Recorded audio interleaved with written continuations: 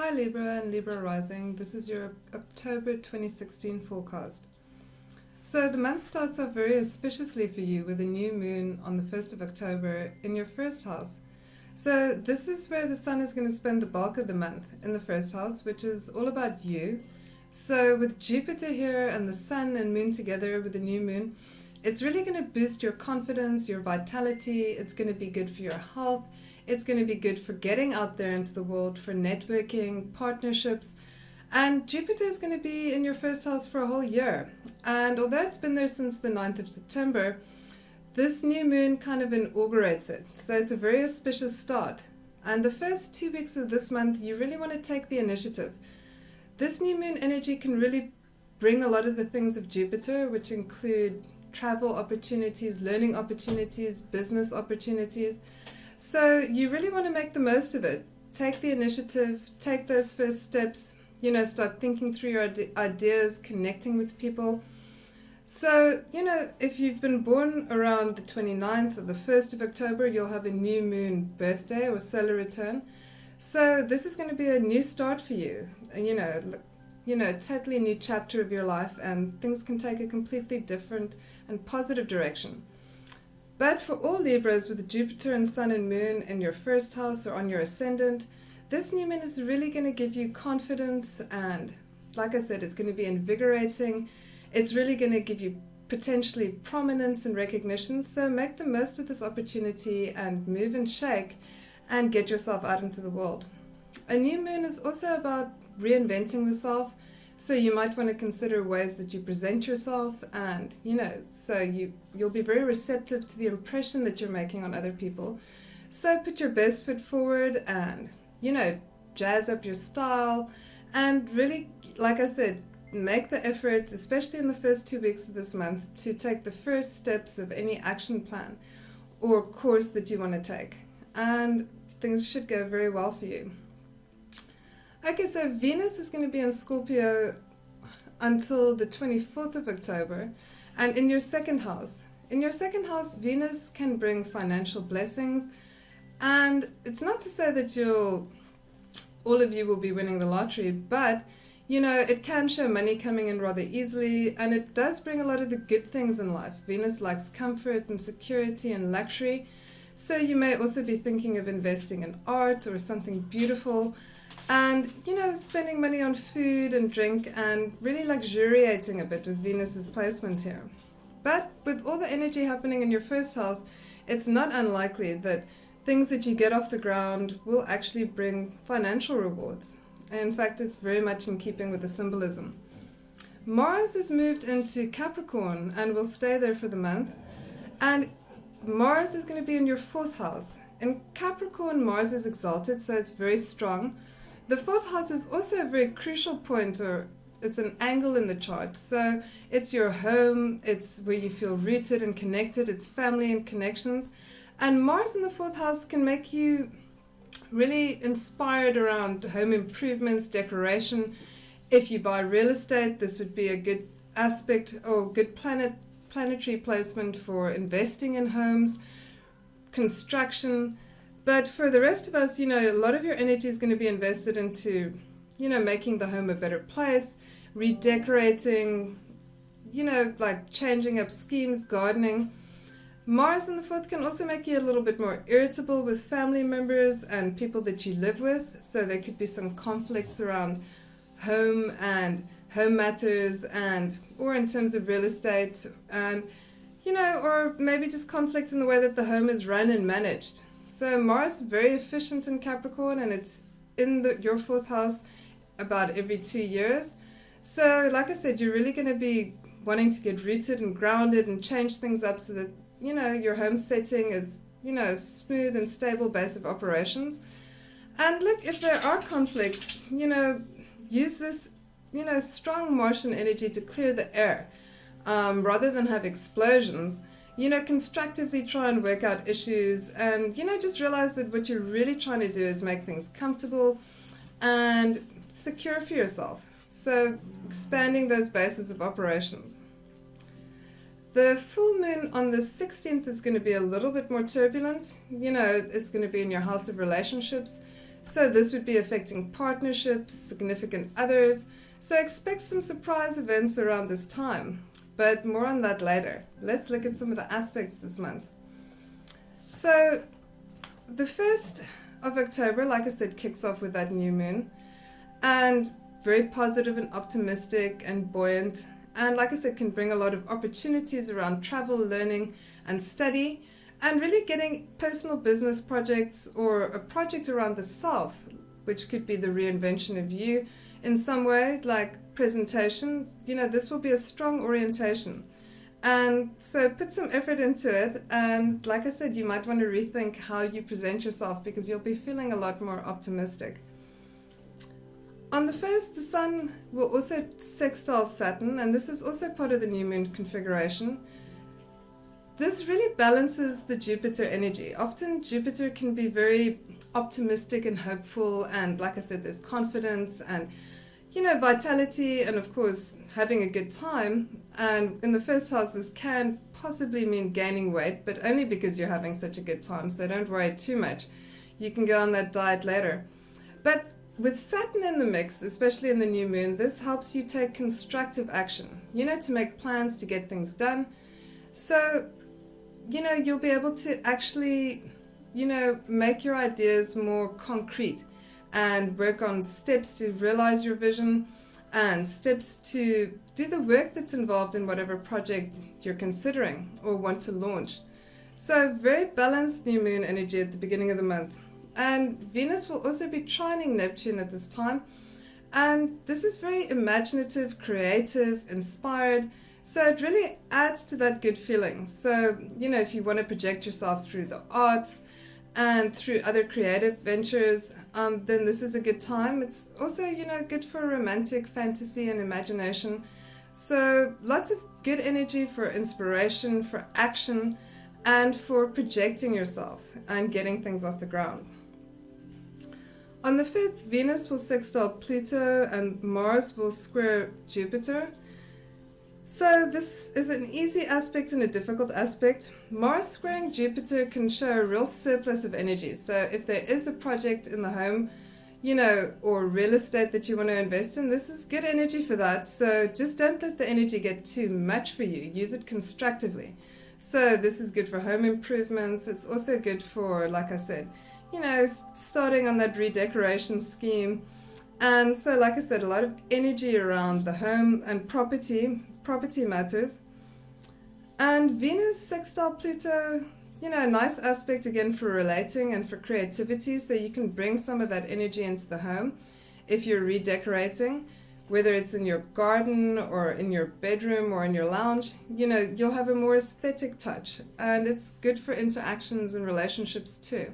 So that could possibly be a good balance to the Mars-Jupiter square, which can get a little bit, you know, driven and ahead of itself. So use that energy constructively and don't be afraid to go for a jog to work off that surplus energy. On the 7th, the Sun will square Pluto. So Pluto on the 4th can show conflict in the home, maybe a clash with authority figures or an older family member. So, you know, there could be a little bit of a power struggle and a butting of heads. But on the other hand, it's a very constructive aspect for, again, getting things done. You know, taking a stand and deciding what you want to change, how you want to restructure things. So, you know, it can be used very productively. On the 11th, Mercury will be joining or conjuncting Jupiter in your first house. So during September or the month preceding your birthday, you know, Mercury was in their 12th house, which had you maybe a little bit more private and reclusive, you know, or working on something privately, doing some research. But now it's in the first house, which really adds to that social emphasis. And coming together with Jupiter, again, good for business, getting things off the ground. You know, it makes you more open-minded and, you know, lets you see the big picture. And so Mercury is direct. It's no longer retrograde. Conjuncting Jupiter in your first house, like I said, good for launching projects, good for business, good for self-confidence. And Mercury in your first house is really going to make you a lot more sociable. Mercury is very active here. So making connections, speaking to people, sounding out your ideas. There's a lot of hassle. So, you can walk the talk and project yourself well and very articulately. So work those social connections. And Mars will also be sextiling Neptune. And, Neptune in sextile with Mars is going to just temper that excessive energy of Mars for a bit. So this is also a good day for, taking a little bit of a slower tempo around whatever you're doing. It can be good in terms of meditation and relaxation, but you'll be feeling more reflective. So, use all these creative energies to really get things going. And like I said, you'll really want to focus on that, especially in the first 2 weeks of the month. Don't lose the opportunity. So on the 13th and 14th, Mercury is going to square Mars and sextile Saturn. So the square with Mars is a little bit problematic, especially with Mars being so strong at the moment. So Mercury square Mars, angry words, conflicts, perhaps with a family member or somebody that you live with, or arguments about the home. So, watch that temper and, try and, use it constructively just to clear the air, but don't let things get too out of control. But Mercury sextiling Saturn, that's going to add a little bit more gloominess and pessimism at this time, which is the 13th and the 14th. So you'll be taking things perhaps a bit too seriously. So, and if you're feeling agitated and angry, that pessimism could really cloud your judgment just a little bit. So just watch out. So, and on the 15th and building up to the full moon on the 16th, the Sun will oppose Uranus. And, this is going to be in your house of other people. So significant one-on-one relationships. So people can really surprise you at this time. It could be a business partner, a romantic partner, or even someone that you consult with. That, there's just something surprising that happens that, changes your mind and, shuffles things up a bit. And the full moon echoes that energy and that's on the 16th, because the moon is going to conjunct Uranus and the Sun will be opposing Uranus, and this between your 1st and 7th houses. So this can shake things up a little bit in terms of relationships. There could be something that happens suddenly, a chance encounter. So a relationship would either get started, or if there have been problems, things could perhaps come to an end.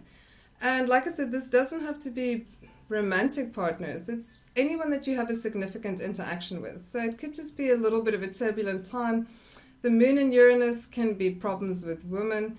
But the Sun opposing Uranus is again problems with men. So, everything's a bit up in the air. You'll have to see how it transpires. But it could also be a surprising chance encounter that, develops into something more significant.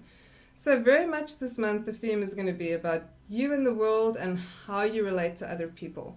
And, partnerships generally and projecting yourself. So, if you're putting yourself out there a lot, it's, surprise events do happen. So just, like I said, see what happens with the full moon and report back.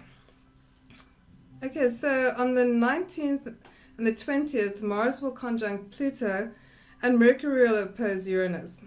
So this kind of tips over from the full moon energy. And with Mercury opposing Uranus, there's a bit of restlessness and nervousness and agitation again. And opposing Uranus, you might want to put that Scotch guard over your mouth and just watch what you say, because, it's a little bit temperamental, a little bit dicey. You could say something that you regret. And Mars conjuncting Pluto is the reason I would watch out just on this day, which is, like I said, between the 19th and the 20th of October, because Mars in Capricorn conjuncting Pluto is very powerful energetically. In your 4th house, this is really going to, like I said, be a very consolidating energy around the home. But because it's so potent, it can have an edge of violence. It's not that you should anticipate violence, but I'm just saying this so that you understand how strong the force is when Mars conjuncts Pluto. So just try your best to use this energy constructively. It's a good, Mars conjunct Pluto is a very good consolidating energy, but it's going to make you want to win at all costs. So, you might really want to dominate something or, be on top of a situation. So it's very good for success around many things. But if, there's an important relationship that you care about, try not to use that in terms of arguments and conflict. So do your best to see that you can use it constructively in terms of whatever home improvement projects or family negotiations you're involved with. So on the 23rd, the sun is going to move into Scorpio and into your second house. So from the first house to the second house, where, the first house is going to have you pushing out into the world and very, very active. And you have a responsibility to be active when the sun is in your first or, passing over your ascendant, because you need to make the most of the opportunity. When the sun moves into the second, it becomes a little bit more settled. So, you'll be setting down roots and trying to feel more secure and established, focusing on ways to make money and generate income and, give and take, generally speaking. But more on that next month. So, on the 25th, Venus is going to square Neptune. This is could be a little bit of disappointment around something that you've been fantasizing or dreaming about. But if it's just fantasy and it's just dreaming, there's not a problem.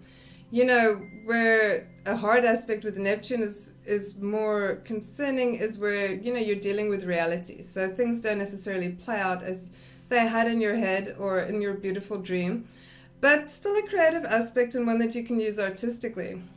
And at this stage, Venus is going to be moving into your third house, and there it's going to really, make you very popular. In terms of communication, people are going to respond very well to you. So, people are going to naturally gravitate towards you, and there's going to be a lot of magnetic pull.